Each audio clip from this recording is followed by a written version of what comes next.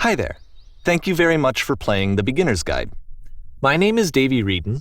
I wrote the Stanley Parable, and while that game tells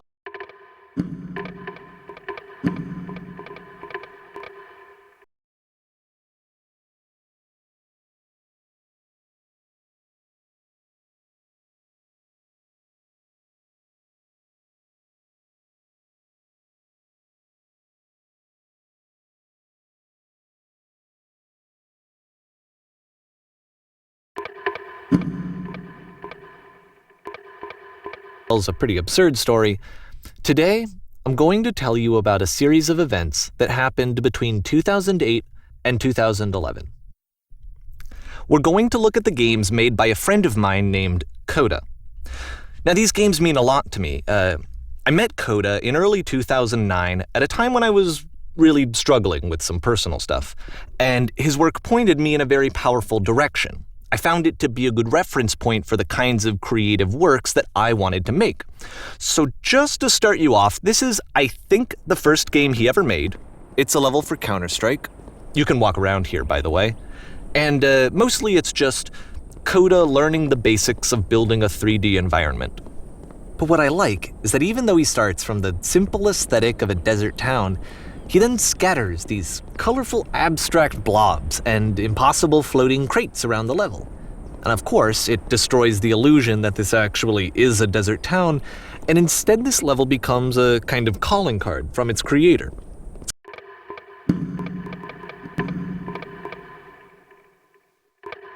It's like a reminder that this video game was constructed by a real person. And it kind of makes you wonder, what was going through his head as he was building this? This is what I like about all of Coda's games. I mean, not that they're all fascinating as games, but that they are all going to give us access to their creator. I want us to see past the games themselves. I want to get to know who this human being really is. And that's exactly what we're going to do here. So, it's 2008, Coda starts making these games, and he never releases any of them. He doesn't put them onto the internet, he just makes them and then immediately abandons them, and they sit on his computer forever. And I think he really understood this image of himself as a recluse. At one point he jokingly renamed his computer's recycling bin to Important Games Folder. So, this was just how he worked. He tended to crank them out one after the other without even really pausing to try to understand what he had just made, until suddenly one day he just stopped. In 2011, that was it. He made his last game, and then he hasn't made another one since. And that's why I've taken this opportunity to gather all of his work together, is because I find his games powerful and interesting, and I'd like this collection to reach him, to maybe encourage him to start creating again. And if the people like you who play this also happen to find his work interesting, then I'm sure it'll just send that much stronger of a message of encouragement to Coda. So thanks for joining me on this. If you have a particular interpretation that I haven't mentioned here, or if you just need to get in touch, you can email me at daveywreden@gmail.com. Okay, that's about it for introduction. Let's take a look at Coda's first proper game. As each game is loading, I'll show you the date that it was completed. This first one was made in November 2008.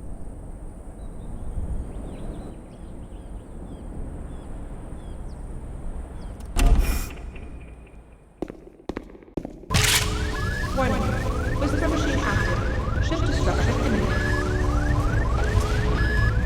This game is called Escape from Whisper, and it's one of the more generic games you'll see from Coda.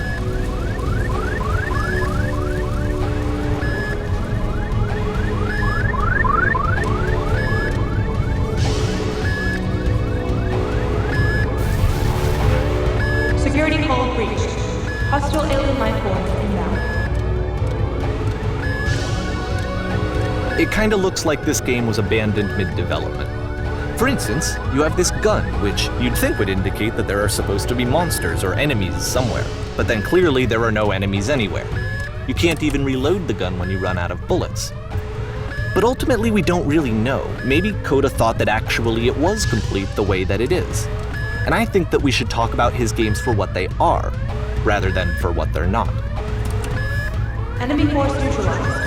Begin. I love how you can see the bottom of the universe from this room.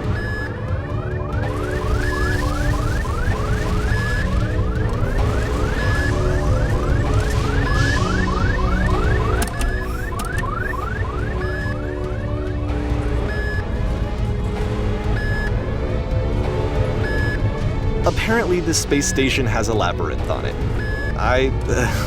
Sure, I don't know. There's really no reason for it that I've ever been able to discern, so in the interest of time, I'm just gonna skip you on past it.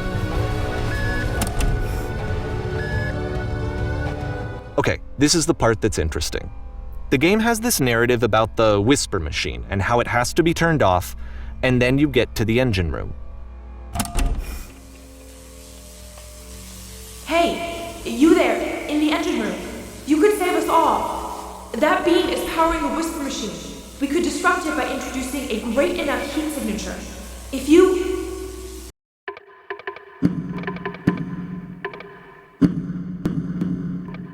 Your body could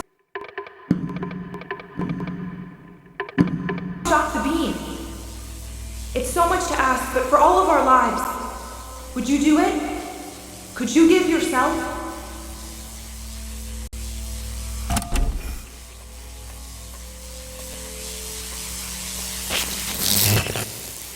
Let me pause here for a second.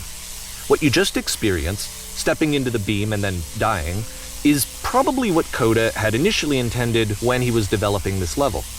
But when he first compiles and plays it, something goes wrong. There's a bug somewhere. And this is what happens instead.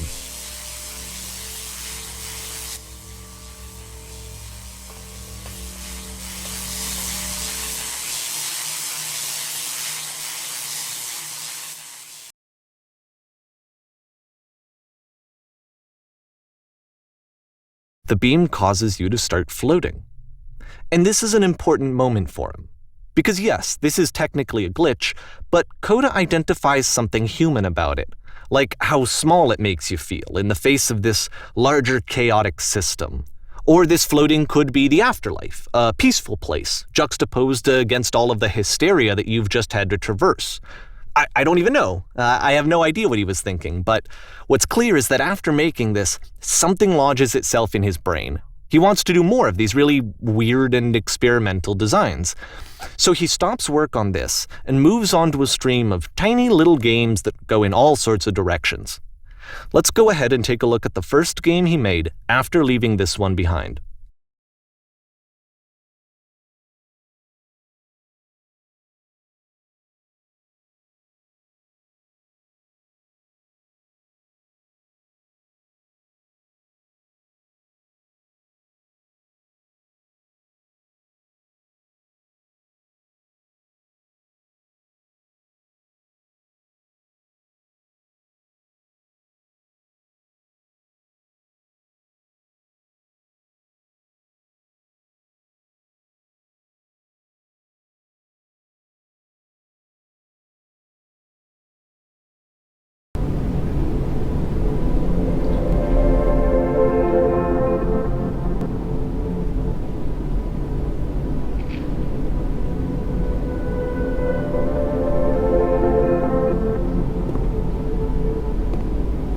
Yup, in this game you can only walk backwards.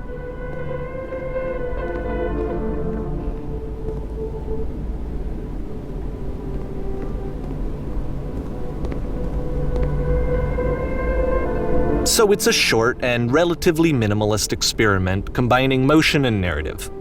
It is less advanced than the previous game, but actually it seems to be more focused, more complete.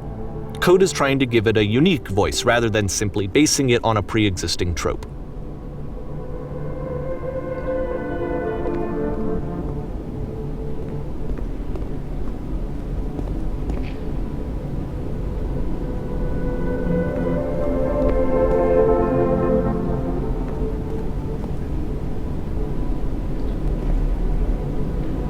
It's a short little thought, it says what it wants to say, and then it ends. Didn't need anything more than that. Which to me is why it works, because it gets out quick. Okay, next one.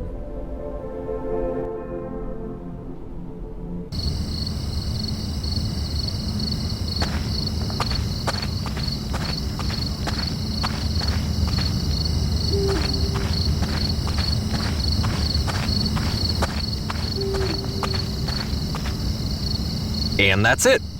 Okay, the meaning of this game won't be clear just yet. Please be patient with me for a few more games and I promise you'll see what makes it interesting.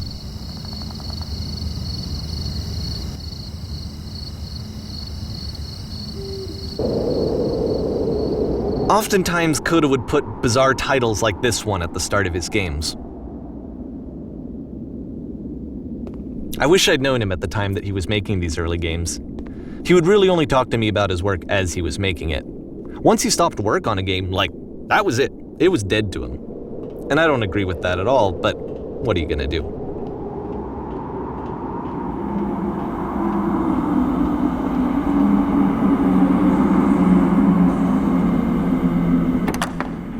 Once you've been slowed to an absolute crawl, the door at the top of the stairs opens.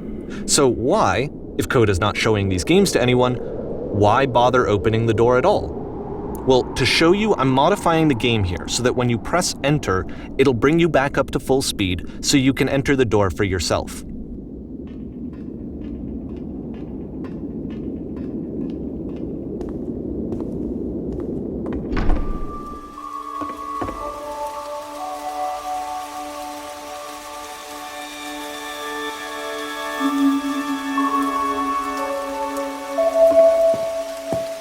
A room that's warm and nice and filled with little ideas for games.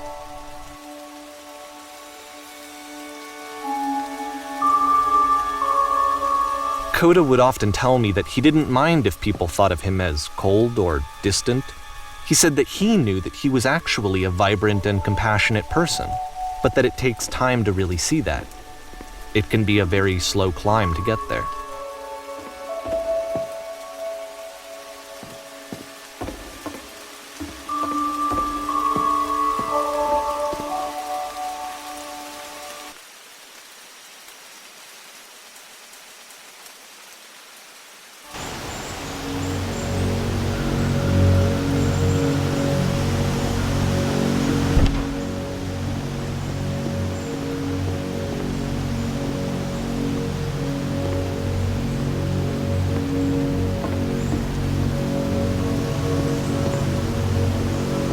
Well, this is new for Coda. It's an actual puzzle. Go ahead and see if you can solve it.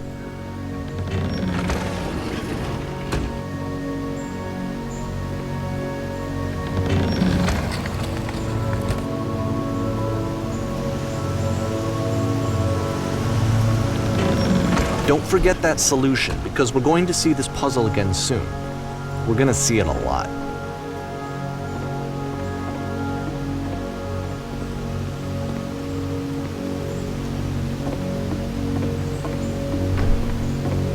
So that seems to be it, right?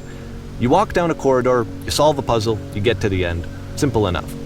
All right, now I'm going to modify the game again so that when you press enter, it'll remove all of the walls from this room.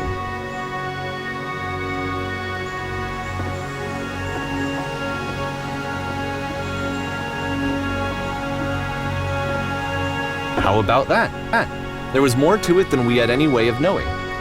I actually find it funny that this game comes after the Stairs game, since they essentially convey the opposite idea. So, in the Stairs game, a dull exterior concealed a rich interior. And then, in this level, a dull interior hides this fantastic outer world. Either way, I think that the point is the same, is that most of the time you don't get to know what you're missing, or even that you're missing anything. That's not your role as a player. So if your role here is not to understand, then what is it?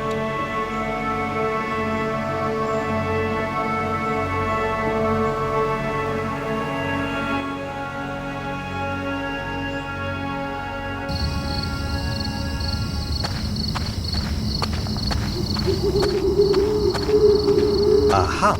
So this, combined with the entering game from earlier, tells us that Coda believes his games are connected somehow. It could even be that the Stairs game and the puzzle game are literally connected in between this and the entering game. There's a bigger picture that all of his games are meant to play a role in, some larger meaning that we won't be able to grasp until we've seen all of them. And once we have, we can step back and start to understand what exactly that bigger picture is.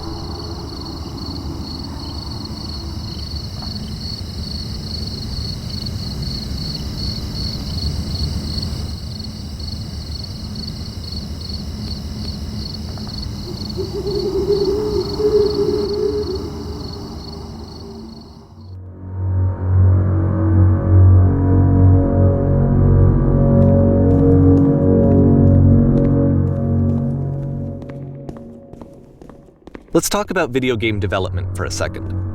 Every video game runs on what's called an engine, which determines what the game can and cannot do. So in other words, the engine is a set of tools for game development. To make all of these games, Coda is using an engine called Source. Like all engines, Source has certain things that it does well, and it has certain things that it does poorly. One of the things that it does very well is boxy linear corridors. That's why so many of Coda's games are set in these large, flat, empty rooms. It's just because he's working with what the engine does well.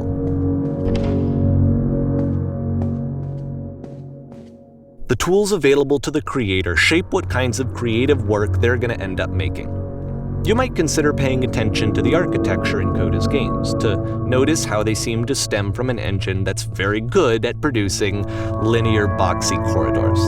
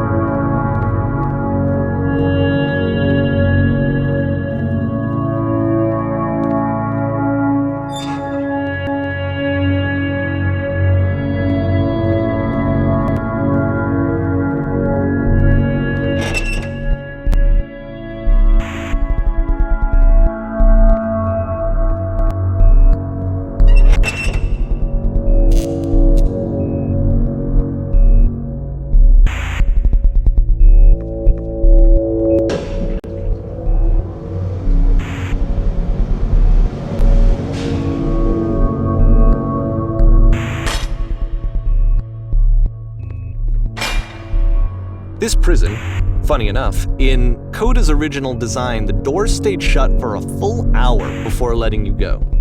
If you don't mind, I think we're gonna skip that. This is something that he and I used to argue about a lot. You know, whether a game ought to actually be playable, whether it means anything if no one can get through it.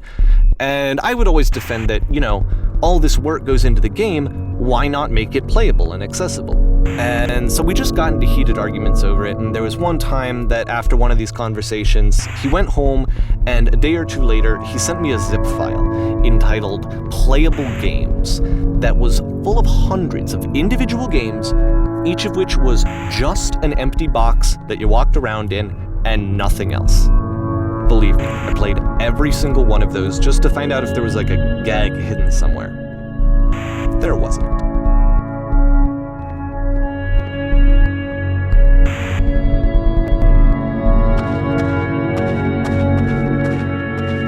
It's the puzzle again, with the exact same solution as the last time.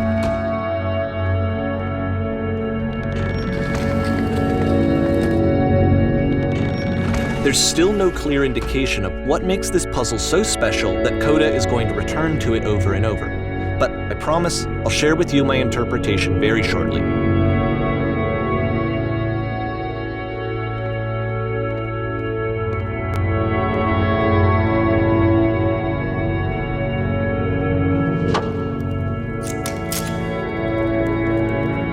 Here, Coda begins using a kind of dialogue system that he fashioned out of the engine's chat capabilities. Use the 1, 2, 3 buttons on your keyboard to respond.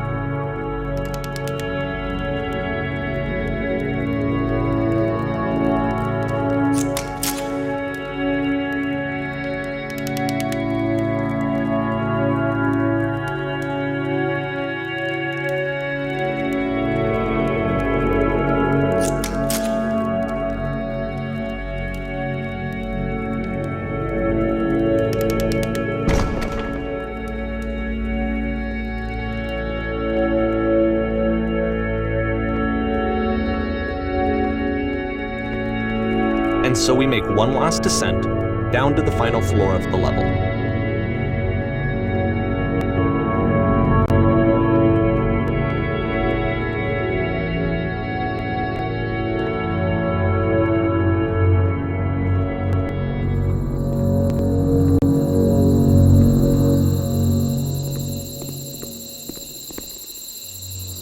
It's a lamppost. Okay, I can't tell you quite why, but for some reason, Coda fixates on this lamppost. It's going to appear at the end of every single one of his games from here on out. I'll tell you what I think.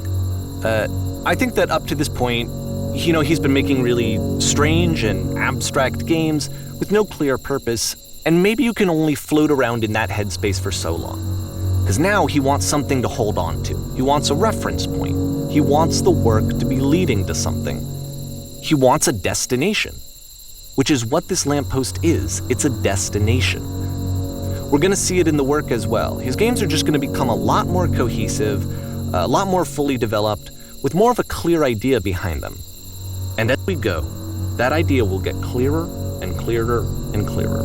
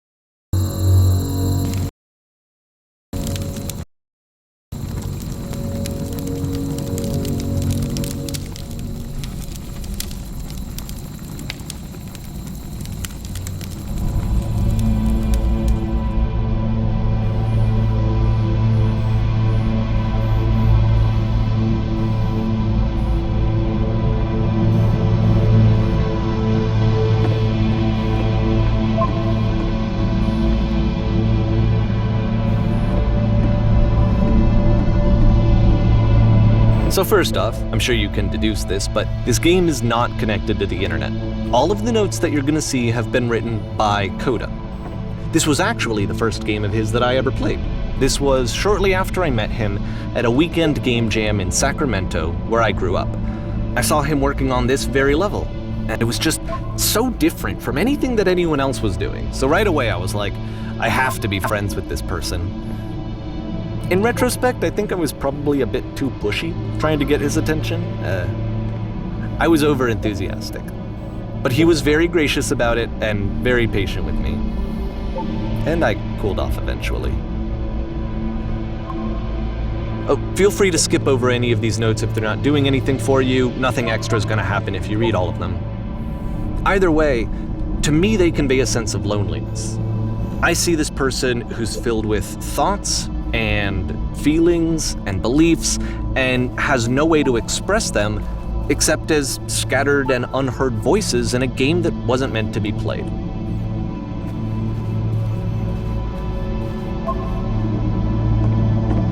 But it's ironic, isn't it, that in playing this game and seeing how alone Coda often felt, that we get to know him better and actually kind of connect with him. And I have to be honest with you, this idea is really seductive to me.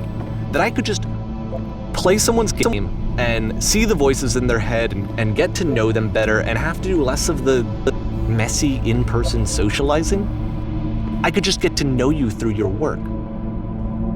I think this is why I always liked Coda's games so much, is because it felt like they let me have that connection. I felt as though he was inviting me personally into his world. And then I feel less lonely too.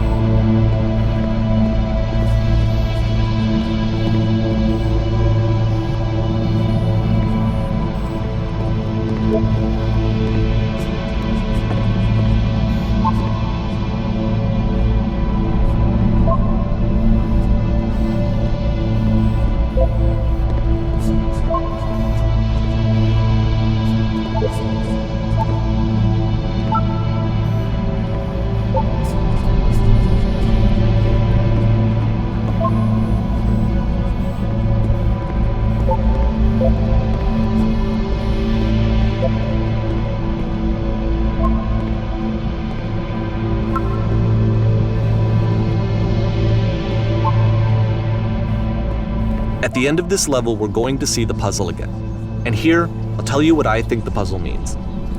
Each of these games represents an idea that was on Coda's mind at the time that he was making it. And the puzzle is a way of closing the door on a previous chapter of his life before moving on to the next one. In each of his games, after exploring a theme that, he might find difficult, Coda can then place this puzzle that he knows has a reliable solution, he understands exactly how it works, and so it gives him a simple mechanism for moving on.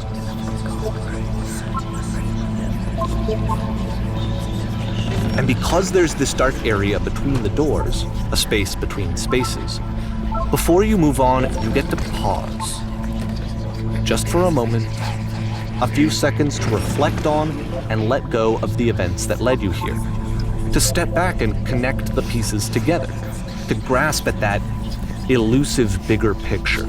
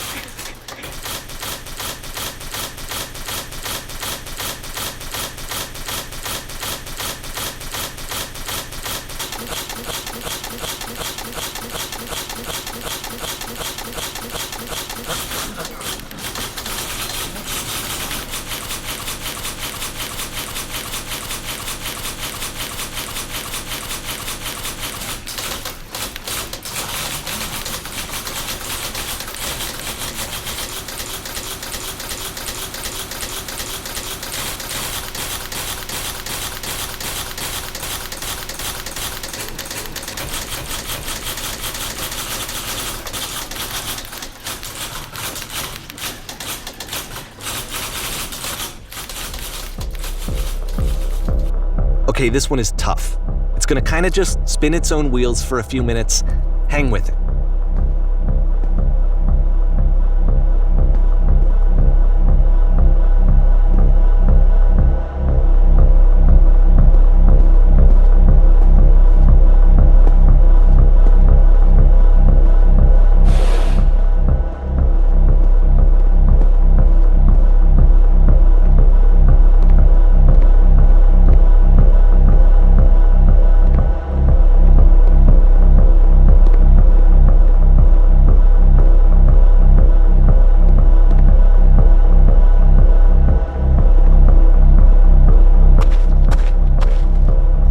See, this is it, the whole game, and there's nothing that's particularly interesting about it. You just walk to the end of a hallway.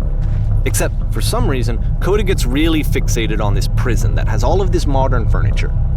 And I don't know why, but he decides he needs to revisit this prison. He's gonna start over, use the same assets, turn it into something else. Okay, cool, here's version 2.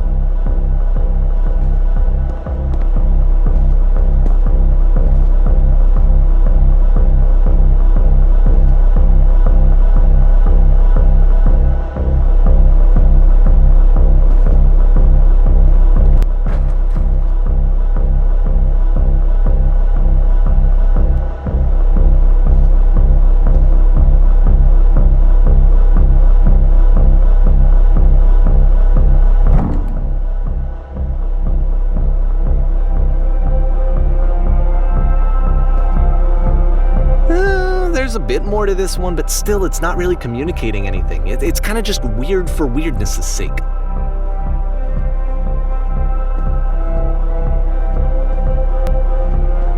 So okay, he throws it out and starts over. This time he comes at the prison idea from a different direction.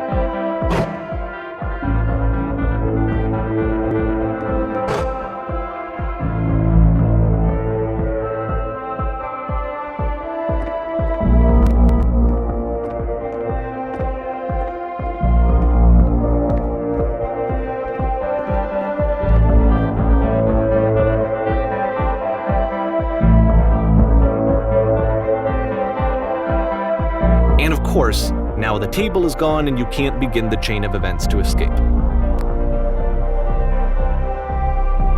Here's a version where there are no bars, but you can't actually get to the well. And then a version where the inside of the prison is the outside and the outside is the inside.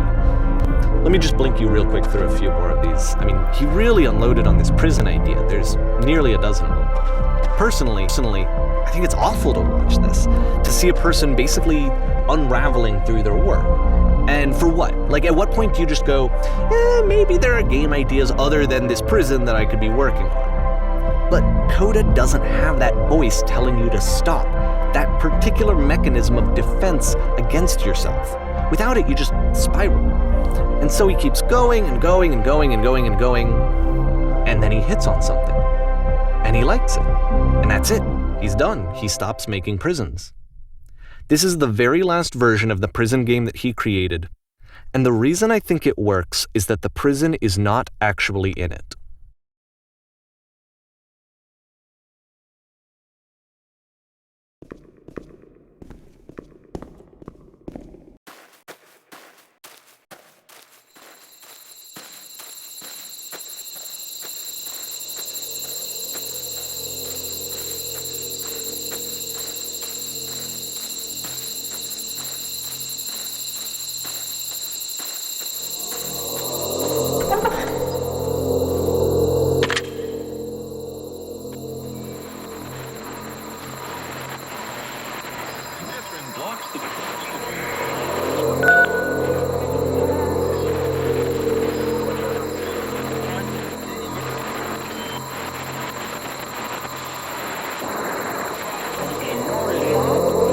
It's a conversation.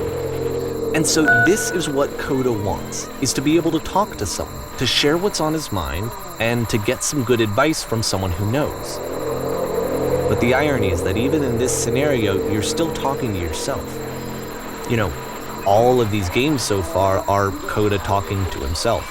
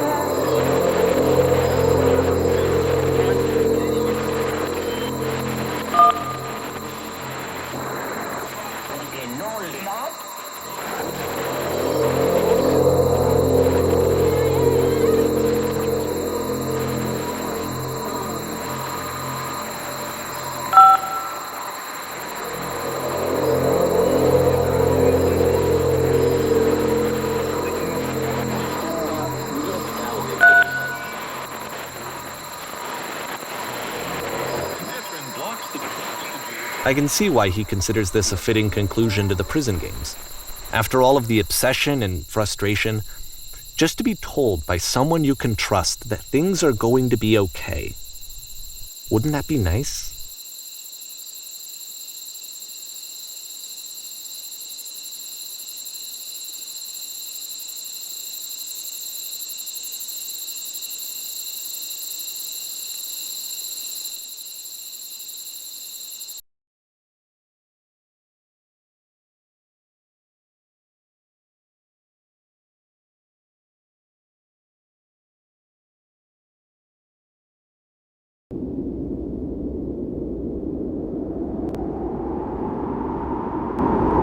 So what would it look like if Coda wanted to make a game about talking to someone other than himself?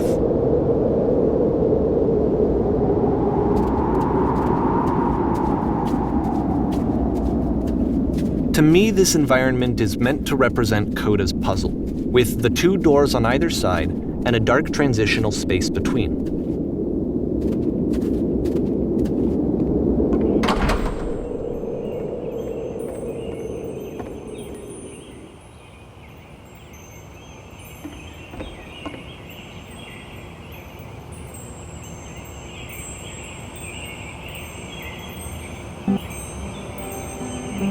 You'll notice that the quality of the art is a step up from previous games, including this new and improved chat system, which he started using from this point on. From here on out, he begins putting much more effort into the visual polish of his work, and this particular game took 2 months to create as a result.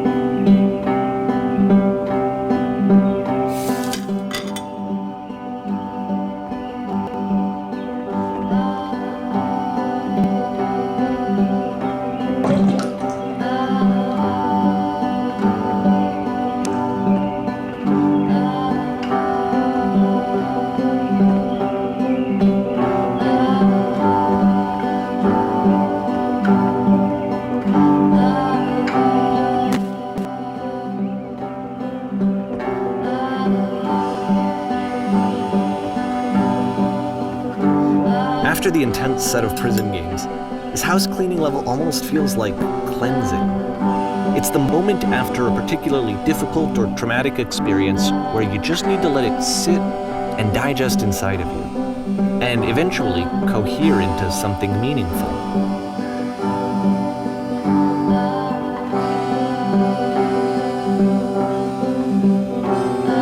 I know that Coda really liked this game. Of all of his work, actually, this was the only one that he called me up to ask me to come over and look at it. This was during a period of a few months where he was like grossly happy all the time, just walked around with a constant smile on his face.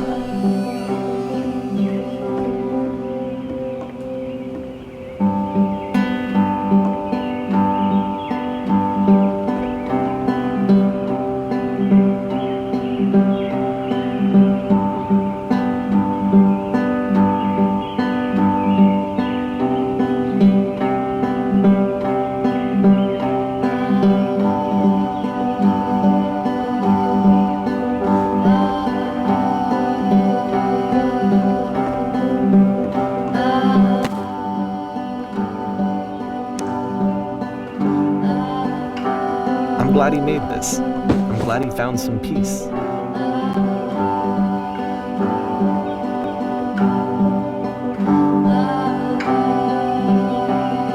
But, of course, it can't last. The music stops, your companion is gone, it's time to leave. The door at the top of the hill is now open as well. Again, you can't stay in the dark space for too long. You just can't. You have to keep moving. It's how you stay alive.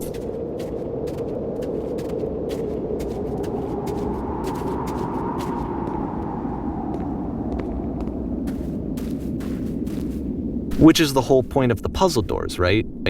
That sooner or later you have to pick up and move. I really thought that was the point of it.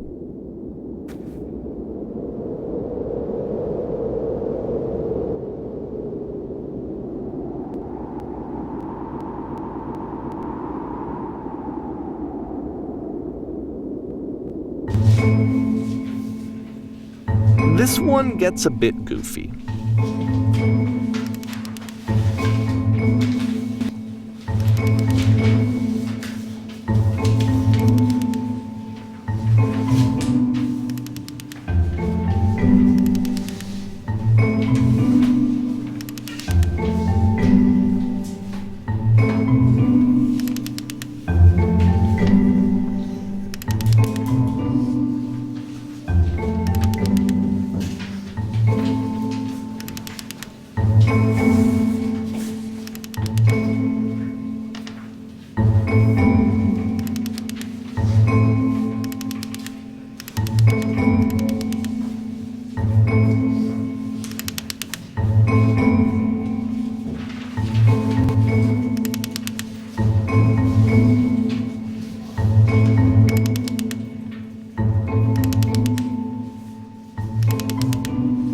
About halfway through the game, the perspective shifts.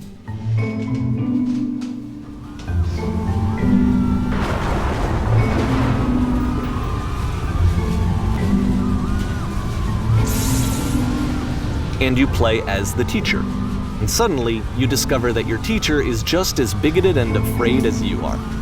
Oh, and also you can move around the classroom now.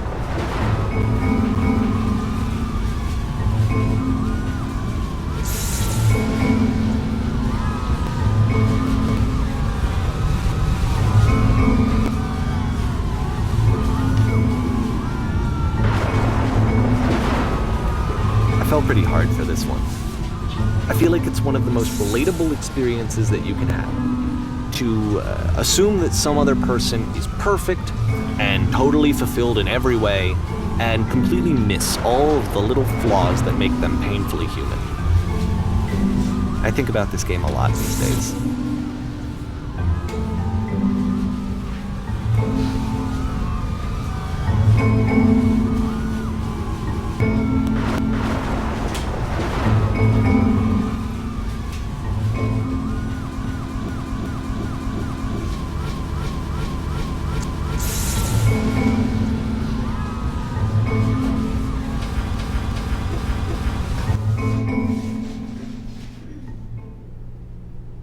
This one took a lot longer than all the others for Coda to make. It was 4 months between this and the last one. That's twice as long as it took him to make any other game before this, and it's not like it's particularly complex, so I remember I found that a little strange at the time.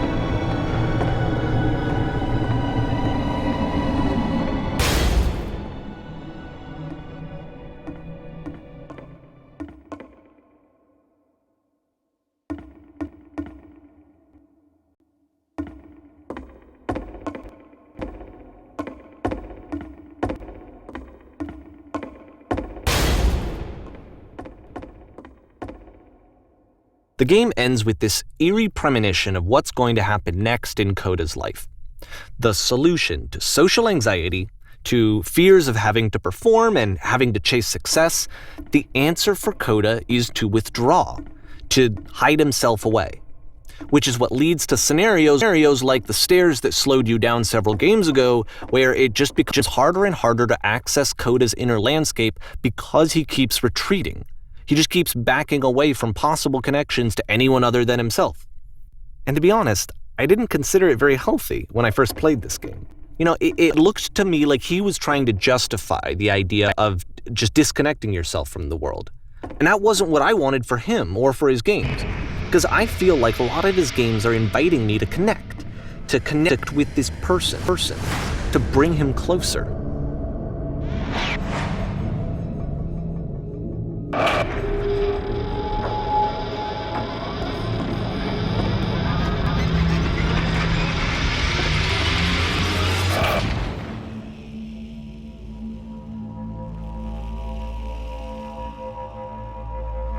But what can you do? After this, Coda went off and took another 5 months to make a new game.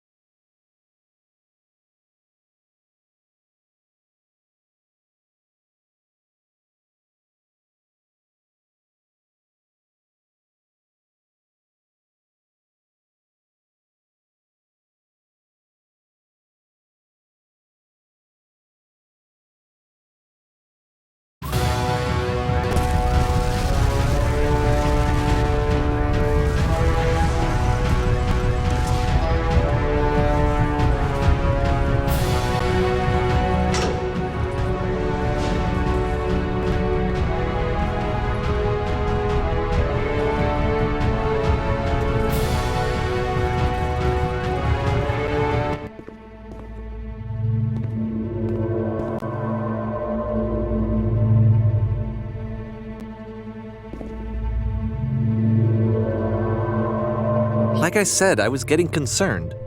First off, he's never been this explicit in his work about exactly what he's thinking. So where's that coming from?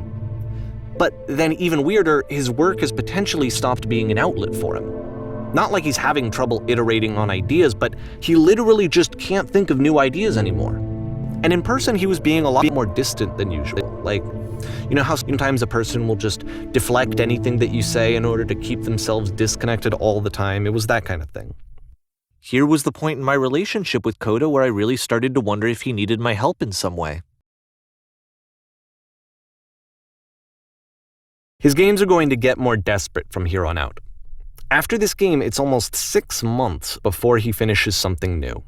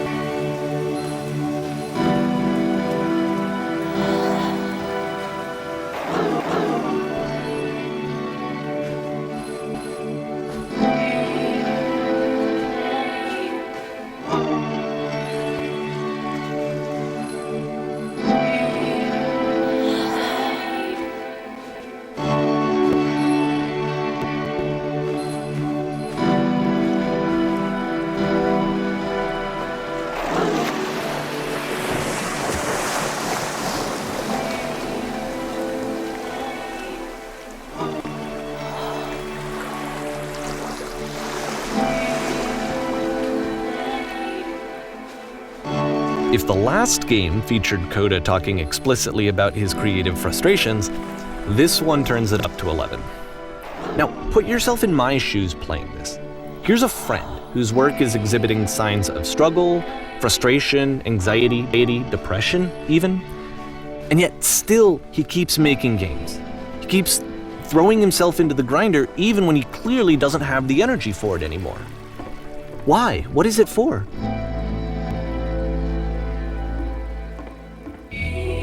Because from my perspective at the time and just what I knew of him, this was a result of how isolated he was.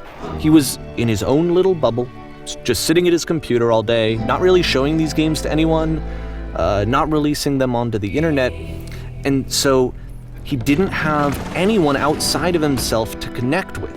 He had no outlet to ground himself on.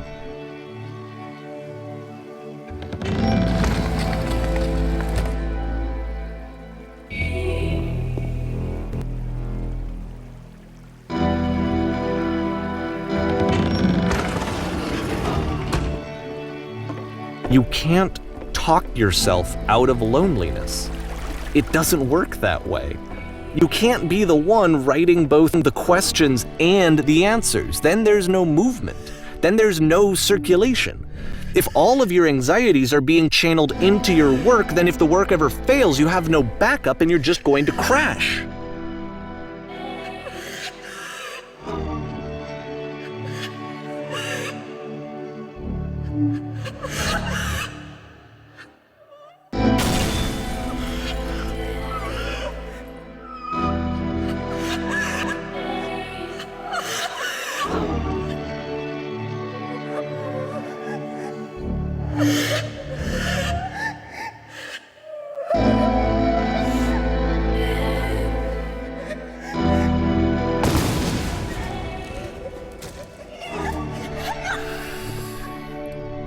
Seeing this game at the time that he made it, it looked really unhealthy to me.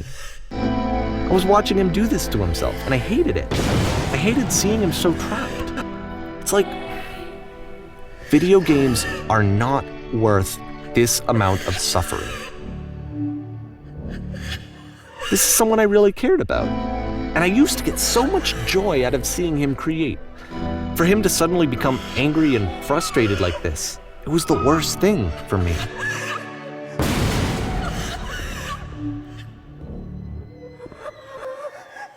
I don't know. This is what I felt at the time. I don't know how else to explain it. I wanted it to stop more than anything. I had never felt so rotten. I needed more than I had ever needed anything for this to stop. But it didn't stop. After finishing this one, Coda takes another 7 months and comes up with a new game.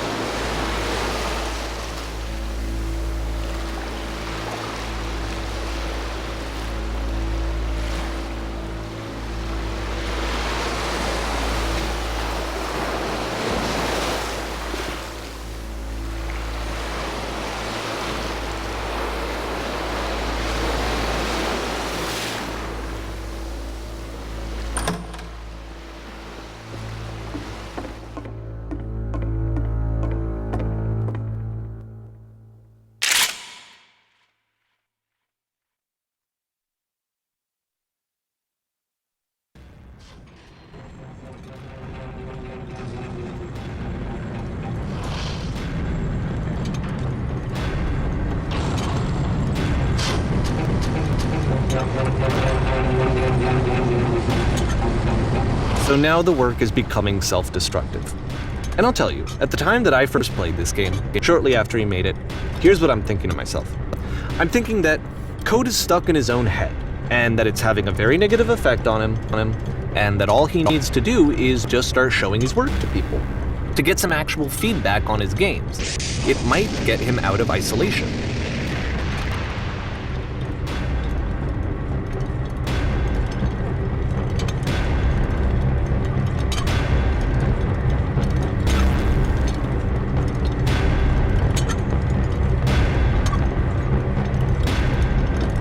And so, as I'm thinking this, I realize that I could be the one to initiate it. Because it would never occur to Coda to start actively soliciting feedback, so what if I did it for him?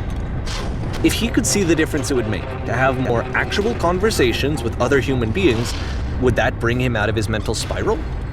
Would it give him confidence in himself? Would it bring meaning back into his work?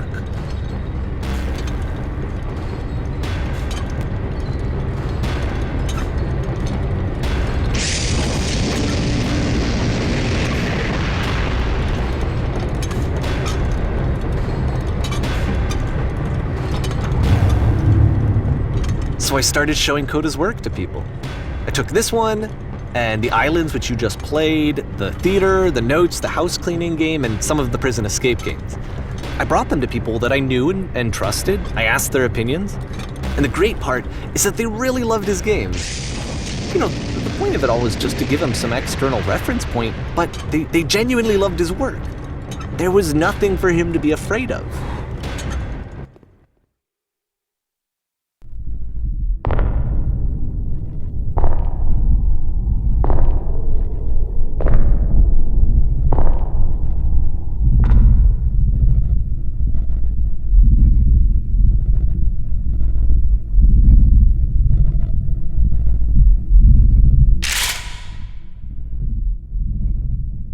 Can you see why I felt like this was the right thing to do?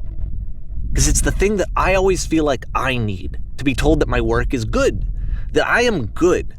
When someone really connects with a thing that I've made, when they see themselves purely in my work, there's nothing that feels better. And I got to give that very same feeling to my friend. I did something, I really felt like I'd done something good, like I was a good person. I felt like there was a friend who was in trouble and was unhappy and maybe didn't like themselves, and I could fix it. If I could give him this gift, maybe I could fix the problem. When they told me how much they enjoyed his games, it was the best feeling. It was the absolute best feeling.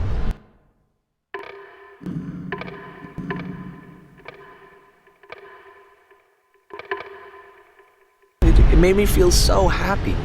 So beautifully, beautifully happy.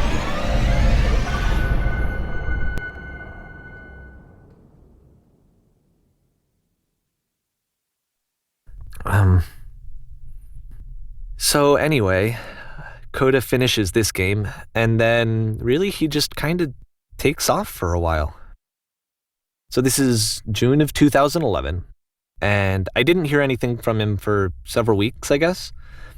And so out of nowhere, one day I get an email, and it's got a private link to a new game of Coda's. This one is called The Tower, and to my knowledge, it's the last game that Coda ever made. So let's take a look.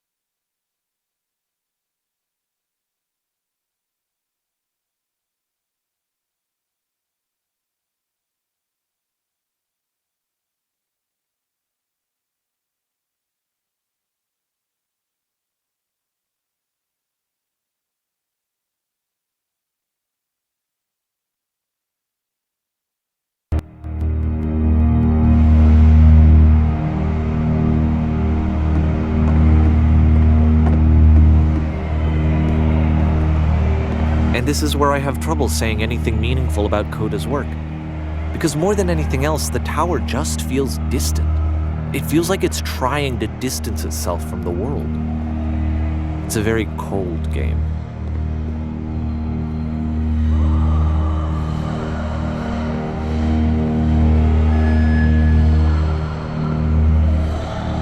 This room actually has a maze in it.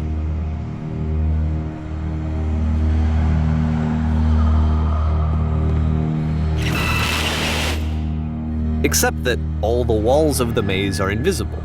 And then every time you touch one of the walls, there's this awful flashing and noise, so the experience is really miserable. The game goes beyond not being meant to be played, it actually seems to despise the player for trying to play it at all. But I do want to show you the rest of the level, so when you're ready to continue, press enter and I'll put a bridge over the maze.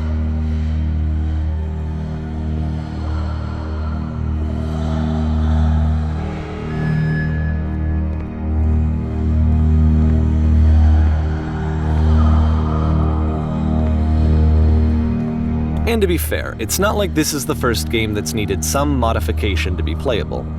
Like the house cleaning game. You know, that one used to actually loop the cleaning chores and you just cleaned a house forever. I had to cut it off so that you could exit the house and the game would actually end.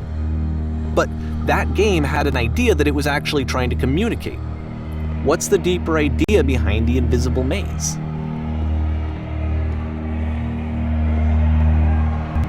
The only way past this challenge is to randomly guess the 6-digit code. Like the invisible maze, it's frustrating to me, because it's the opposite of everything else that Coda has made. It doesn't encourage thought or engagement. It doesn't ask anything of me, except a lot of my time. If I could have reached him during this time, then maybe I could have asked him, but I couldn't. I still don't really understand why this is here. I'll put the code on the ground for you here, though, so that we can move on.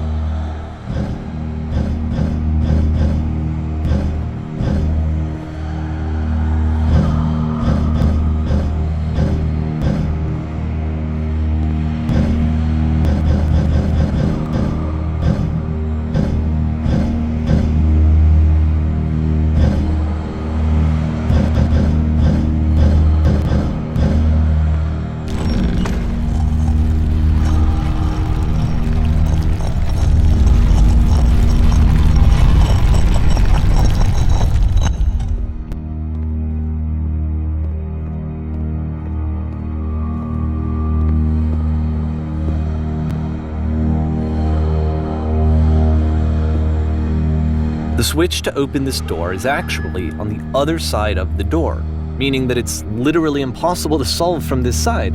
So even if you somehow brute forced your way through the first 2 challenges and you got to this point, there's actually just no way to progress. And it's scary for me, the idea of Coda cutting himself off entirely, just saying, you know, that's it, that's the end of the conversation, not giving me any way to fix the problem. I feel like a failure, I guess, when I can't fix the problem. But I can open this door for you, so let me do that. Was I a failure for not understanding this game? I mean, I don't know why I would be. It's not like everything needs to have a solution, but I feel it somehow. I feel like I failed, and I don't understand why. I remember, it's June of 2011. I'm playing this for the very first time, and as I'm playing, I'm thinking to myself, I don't know this person. I have no idea who this person is. It wasn't the guy I knew, it wasn't my friend. I had come to so many conclusions from looking at all of his work up to this point, and then suddenly none of them... I had been trying to, though, that was the thing. For years, I was trying to get to know him, to understand who he actually was and what he stood for. I asked him so many times to please just tell me what his games mean to him. I asked him please to tell me what the 3 dots mean. And he wouldn't.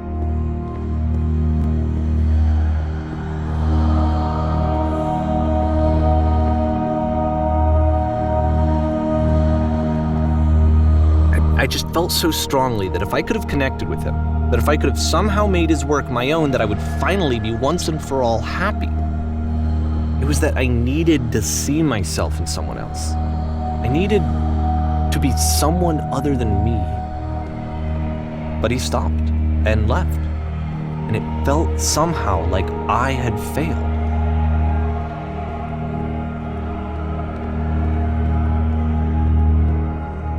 Where did I screw up?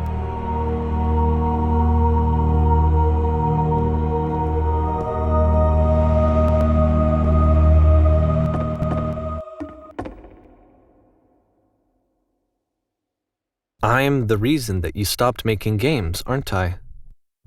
It's because of what I did. I poisoned it for you.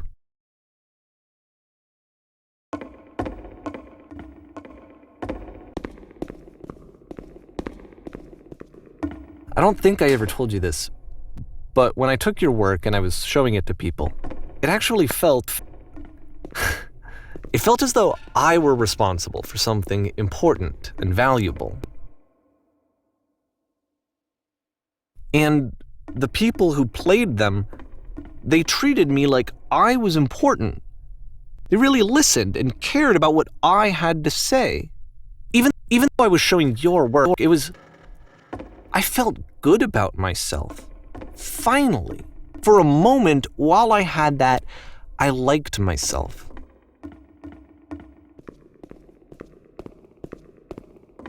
And then you stopped, and I didn't have anything left to show people. I just had to be with myself. And as soon as that happened, there was no feeling at all. Nothing. Less than nothing. What does that mean?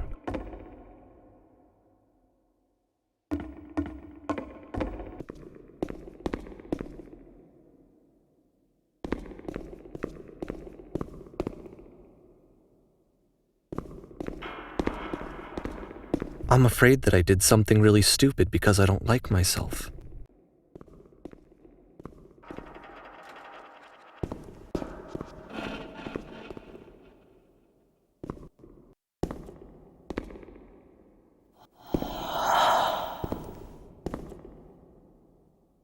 That's why I'm releasing this collection of your work, is because I haven't been able to find any other way to reach you.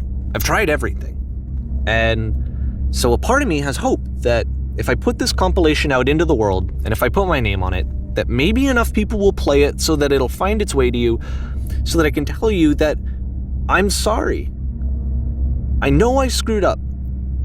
If I apologize to you truly and deeply, will you start making games again?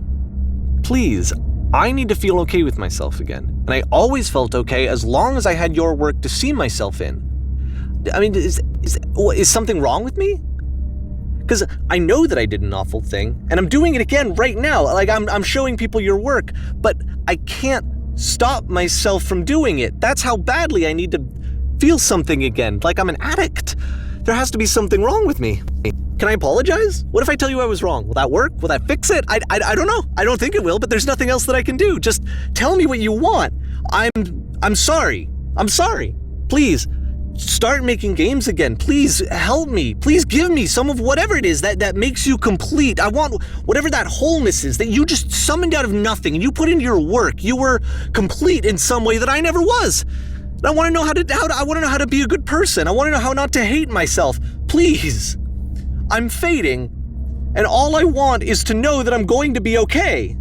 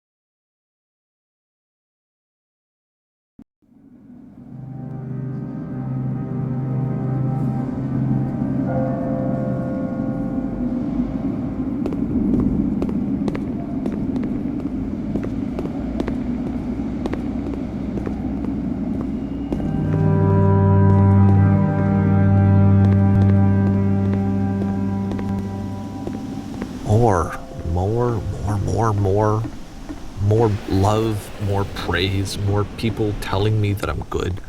Always more. It's like a disease.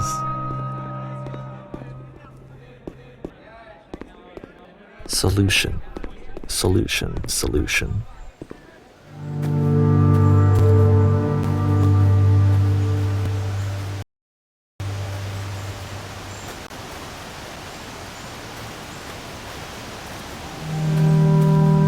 I guess if someone had told me ahead of time that he just really enjoyed making prison games, maybe I wouldn't have thought he was so desperate. I wouldn't have told so many people that he was depressed. Maybe he just likes making prisons.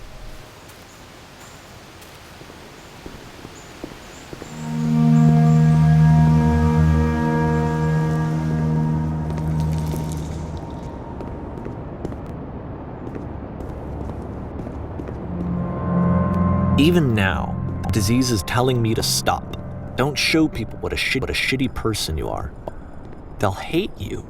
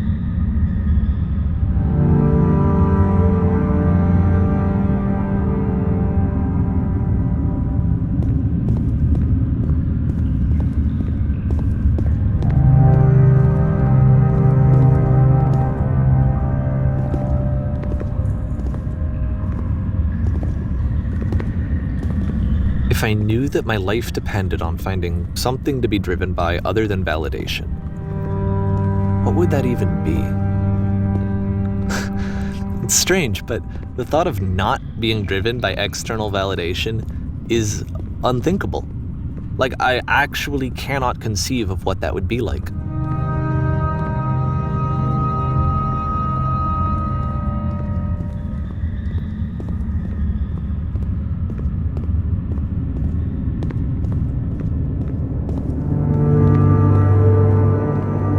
What now?